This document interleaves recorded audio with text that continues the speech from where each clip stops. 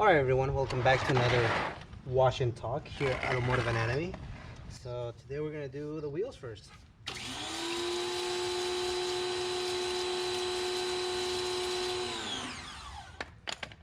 We have battery, and by the looks of it, I don't think the sun's going to come out really strong. So let's get some nice washing going. So yeah, thanks to FM Spec, now I have AC again. Can buy and took care of the AC. The car didn't pass MOG the first time, so we replaced the O2 sensor, and hopefully that fixes that issue. And yeah, man. This is the second time that Jackie doesn't pass MOG. The first time was like many years back, and it turned out to be the EGR runners and valve they were clogged. So replace that, and there was no problem after that.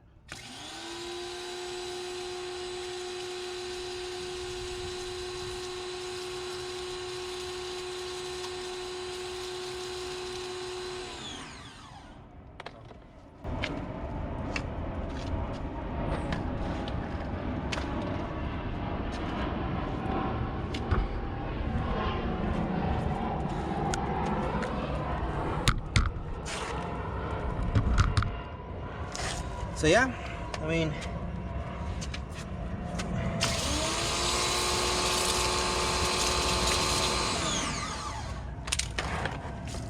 so I'm pretty stoked about that. At the time of this recording, I haven't gone and done this MOG check again. I'm driving it just so hopefully, you know, the O2 can help out, all the numbers get resetted and everything gets straightened out. But yeah, I think if it's not that, I mean, Francisco FM Spec ended up checking for leaks. It's like, nah, your exit manifold is not leaking.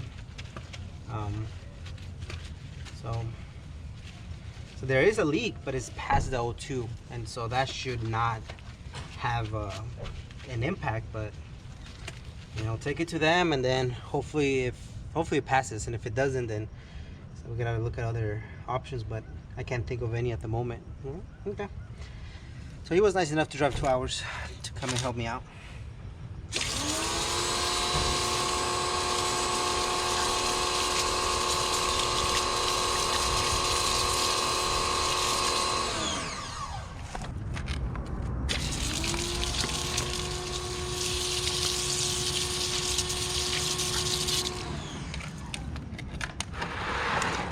Of course, right when I start washing the car, the sun comes out. Because that seems to be the common theme around here. But yeah, the car is really dirty that I don't mind it. I don't mind the sun coming out. It's just really bad. This one and Rosie. It rained like, no wait, I was supposed to wash it last weekend, and I didn't for whatever reason, I can't remember. But the next night, oh my god, it rains so out of nowhere too. Thunder and everything. That's not normal for us, you know? It's like a major thunder. But it was just for one night, and then it went away.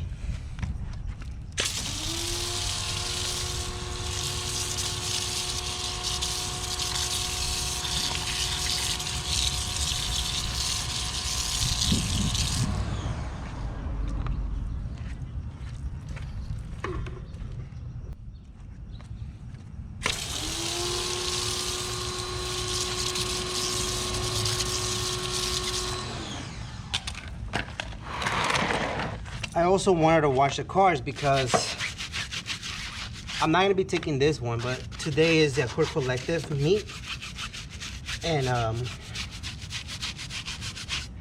wanted to wash Rosie, but since I use this one in the morning, it's easy to park it here and wash this one first. And then I'll move Rosie here a little bit. The sun's starting to peek out from the clouds, but again, nothing too crazy where I don't feel like I can do it. And I'll be taking Rosie to the IE for a different event, and then afterwards, if I can make it to that core meal, I'll make it. If not, I don't.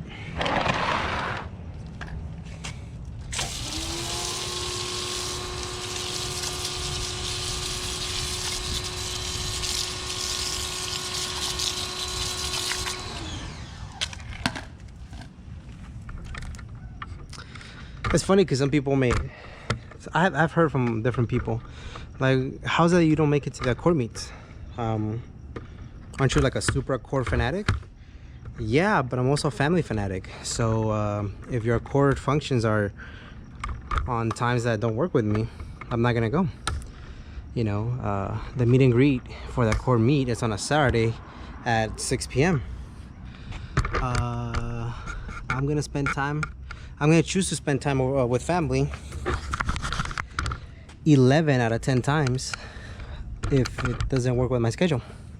In this case, we're trying to hit up an event, a very special event in San Bernardino. So kind of works out that we're out on that area. But other than that, if it's on a weird time, I'm not gonna make it. A core or not, a core related. But anyways, let's go to the voiceover. Alright, everyone. I hope you guys are doing well. Thank you so much for tuning in to another Wash and Talk. It's been a crazy, hectic start to my job. It's just been busy, man, with everything that's going on in the world. It definitely carries over to just people, and I don't know. I feel like people are running on such short nerve. I don't know. I find it hard to believe that in the era that we're in, which is the most accessible to communication, I feel like we're the most disengaged. I think that we're constantly reading and looking for information that's gonna create or, you know, hold our beliefs stronger, whatever side you believe in. And I think that we're not doing ourselves a favor by doing none of that, because it's just this, I don't know. I feel like in the land of opportunities, and that goes for everywhere, not just in the States, you know. I feel like we have so many opportunities, yet we're not taking advantage of them because we're too busy looking at, you know, the negative in things. But today's topic, I really just had in the back of my head. I wanted to discuss the privilege that we do have. You know, I had a conversation with you guys a while back about, I came across this picture of this young individuals who were cut up somewhere in the Middle Eastern, and they were working out with this little piece of plastic, and then they put this, you know, gallons of water on the sides, and they were working out, and they were refugees. And I don't really watch the news, but I think I was watching, can't remember what I was watching, but it ended up, you know, the news were next right before I was about to go to sleep, and I came across this number of people that are right now living under a bridge, if I'm not mistaken, somewhere in Texas. And one of the, you know, the documentary was based on they interviewed one of these guys, and obviously he's a refugee, and they were asking them, why do you want to go to America? And he looks at the cameraman and says, I want to have a better life in New York. And so there were some comments that were like, hey buddy, this is coming from someone that lives in New York, rent's really high, you don't want to move here. Or like, oh, this guy doesn't know where he's going, if he thinks that New York is cheap to live. And let me tell you guys, first and foremost, I really don't care where you stand, whether you're Republican, conservative, for, against something. That's not what we're discussing here. I think and this is my point of view, I think that what I wouldn't say upsets me the most, but what I'd say is like the irony in this is that these people that are writing these comments on this video, but like, hey buddy, you don't know what you're talking about, or one of them was like that guy's gonna be greatly disappointed when he gets to New York and finds out how much he gets taxed and things of that nature. Comments like that, and I think that's the irony. Yes, you're already in New York, right? Like, yes, it's expensive to live there. Yes, there's taxes. Yes, California is going through some gas. Blah blah blah. Whatever. Like, there's so much that you can bitch and complain about. But the thing is this: you have the ability to watch somebody else suffer and have misery, and you're able to type or just make a comment about how bad it is. They don't have that ability. They don't have you know that privilege to be able to do that. That's how you know you have privilege. That's how you know you have this different level of you know status that you'll never understand. Sure, yeah, you might live in New York and you may not have that fancy house, that fancy car, fancy clothes, or whatever the case may be. So yes, you look at some people like that are suffering, and you're like, you don't know what you're talking about. It's so expensive to live here. The bottom line is, in this United States, yeah, and I'm speaking of United States. I don't know how it is in your country, but in the United States, even if you make minimum wage, you can still have a decent living. It doesn't matter where you live. If it's California, Texas, Tennessee, Maine, I mean Hawaii is expensive, but either way, you can still survive. What you guys fail to realize, and not saying you guys, the viewers of Automotive Anatomy, but I think just people in general, is the fact that we have opportunities here. Other countries, they don't, and so some may say, well, that's not our issue, right? Like, that's their. But the problem is this, like, you guys don't understand that some people that come here to this country, they would be considered the middle class in their own country. And they realize, like, okay, maybe because of corruption, maybe lack of opportunities, maybe because the country just, politically it sucks, safety. That's the reason they come here, and that's why we have that privilege to be able to make comments like that. Obviously, I think most of you guys would know where I stand when it comes to, immigration and things of that nature. I think that I myself, take for granted the amazing opportunities that I have. I mean, for goodness sakes, I'm washing my freaking car and recording and doing a voiceover. If that doesn't tell me that I'm in a good spot, then I don't know what tells me that I am. I don't know what I need in my life to remind me of that.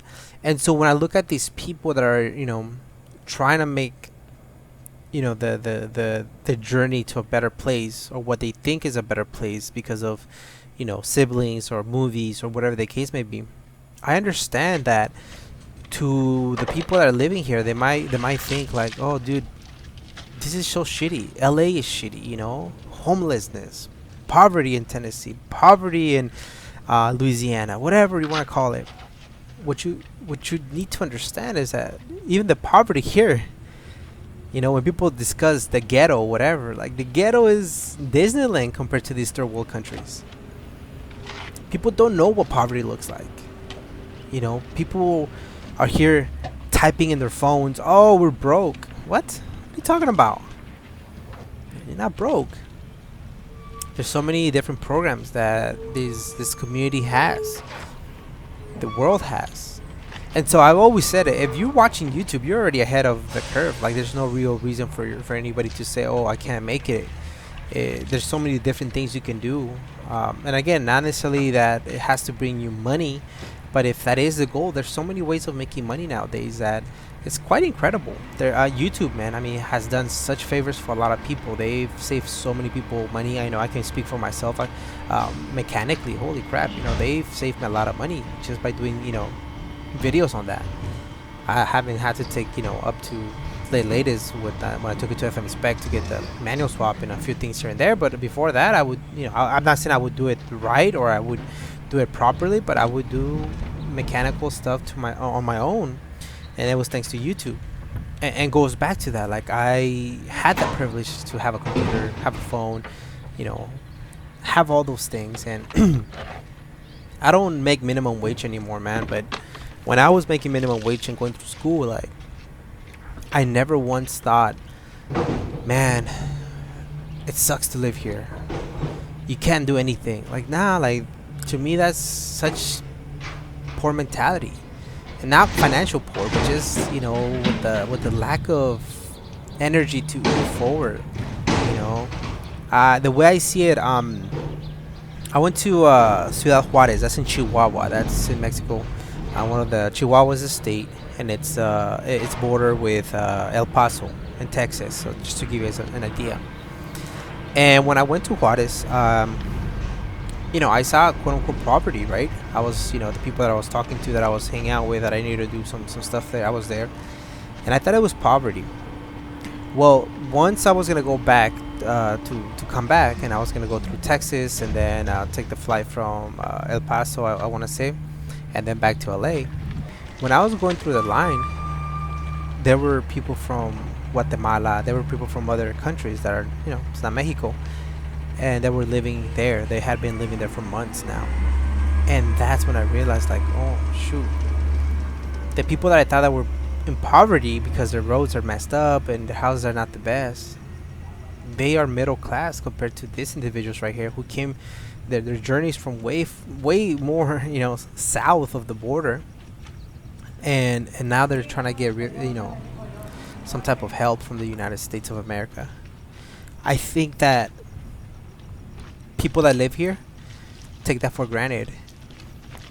Um, you know, there's so many things that we are so blessed that we don't even know it. Our military men and women, they're fighting to keep us safe. And maybe they're not physically fighting, but their schedules are horrible. They don't get paid what they deserve. But that's the reason why you and I can just be washing my car without worry that maybe someone's gonna come and rob me or take my family away, or all these different injustices and crazy stuff that happens. So when I read those comments about, hey buddy, you don't know what you're talking about, when you come to New York you're gonna realize rent, blah blah blah, and I'm like, man, this is just people that I think they're defeated in themselves, and they don't understand the privilege that they have. And privilege is a big word because there's levels to it. There's levels to it, but I know that I have the privilege to be able to watch my car and feel safe. I don't fear for my safety. I don't fear for bombing, things of that nature.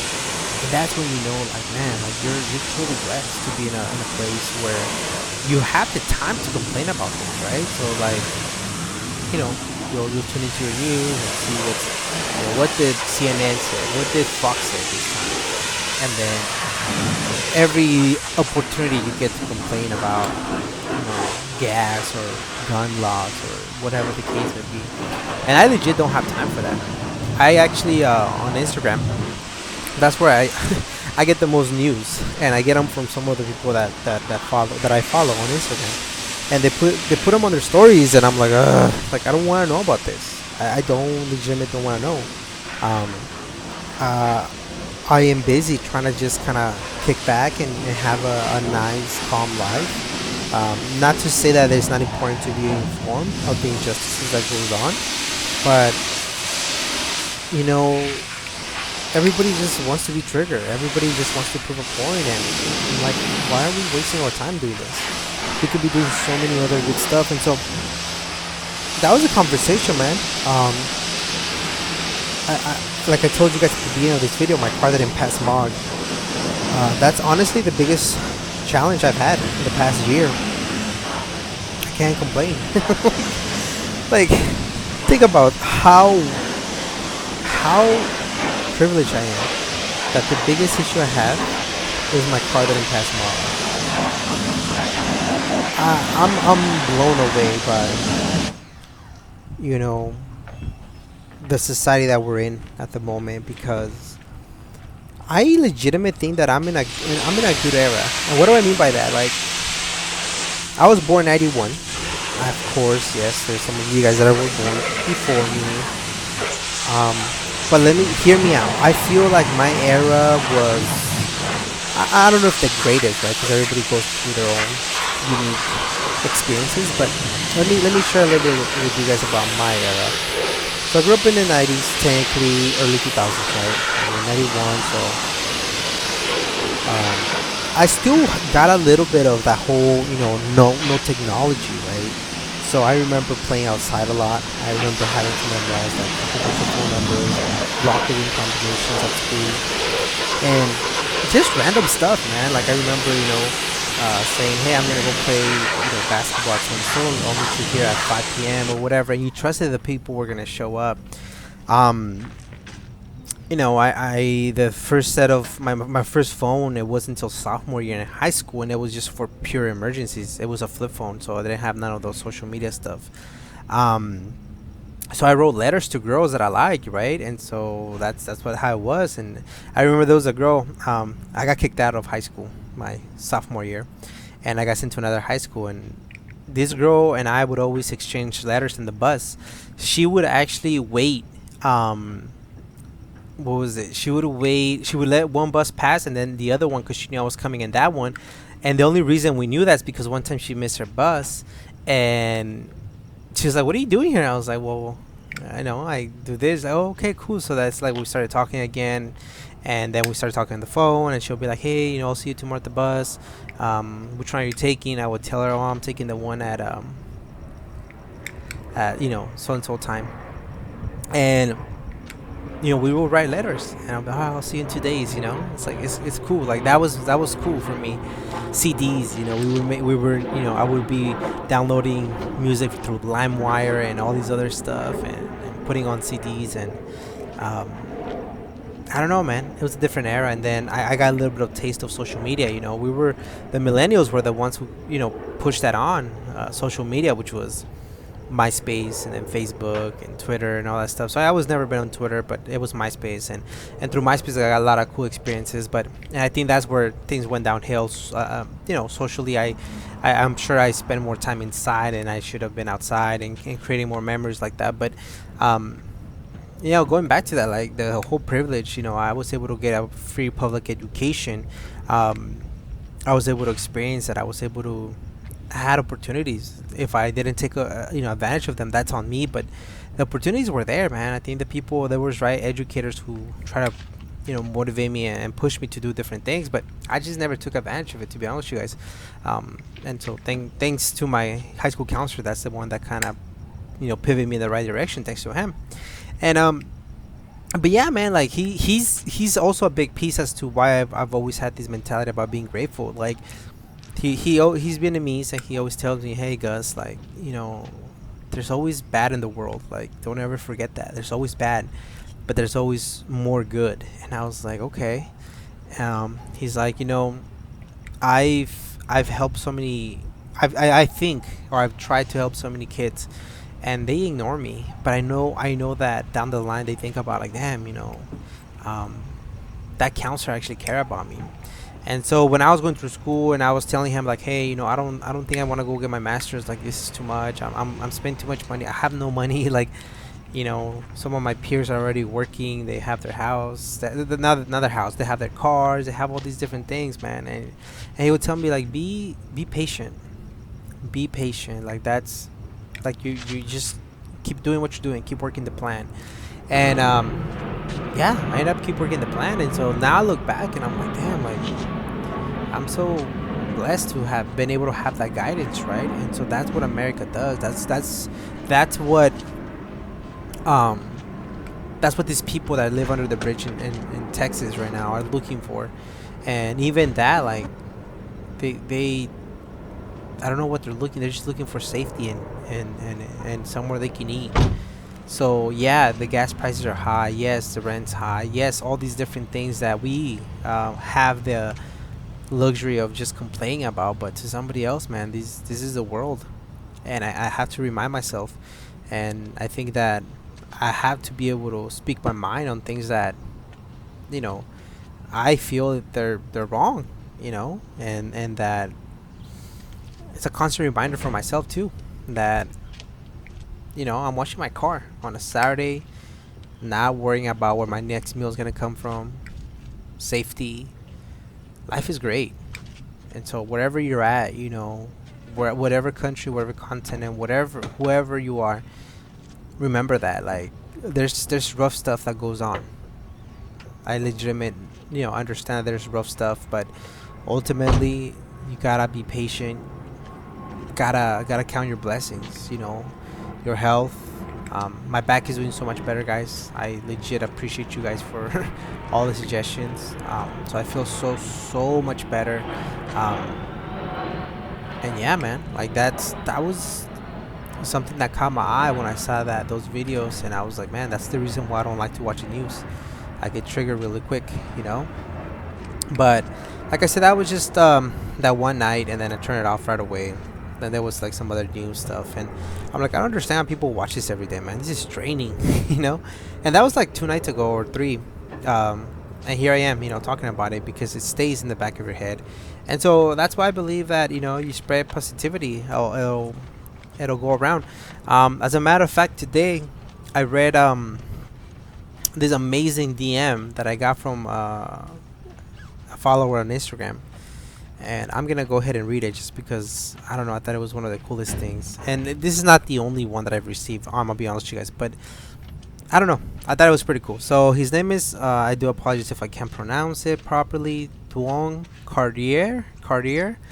But he says, "Hey guys, been watching your channel for a long time. Now I just want to take the time today to reach out, say well done for keeping at it, and thank you for providing the best Honda coverage in all of YouTube. I'm from Australia. However, the American car Honda scene, specifically in the West Coast, has always been what I've looked in terms of inspiration. You, sir, were one of the that opened up my eyes in the first place and allowed me to see all the builds going out there. And I'll never get tired of watching you walk around. Has been one of the Car easiest park days to dry the car. full of Hondas, But and talk about random stuff. Thank you for what you do, man. And if you ever find yourself in doubt, just remember that me and so many others lives for your content. Peace." Man, that made my day. Yeah, that's crazy. The fact that somebody would take the time to write that. Phew. In Australia, man. Australia? Like, think about that. Like, how? You know, I'm just a guy with a GoPro, man. And so I'll be honest with you guys. I'm getting ready to, you know, to share some stories down the line, a little bit more personal ones, so you guys can understand where my mentality comes from. But thank you guys. Thank you guys for allowing me to just express myself and communicate through some mic.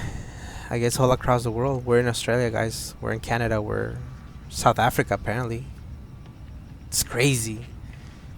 So take the time to say thank you to somebody and tell the people that you love them. Peace. alrighty, guys. She actually looks cleaner than usual. Maybe it's just the sun's hitting it perfectly. But yeah, one car down. Gotta do Rosie next. And Rosie, I don't mind being in the sun just because the clear coat on the roof is pretty much gone. So everything else, it'll be easier to wash. And the wheels, I mean, these ones don't have that much design, but the wheels themselves are, yeah, they're like whatever, so should be fine. It's just me being in the sun. But yeah, we'll catch you guys in the next one. Hopefully you guys enjoy the conversation. And let me hear what you guys got, you know, what you guys think. But yeah, we'll catch you guys in the next one. Appreciate it, guys.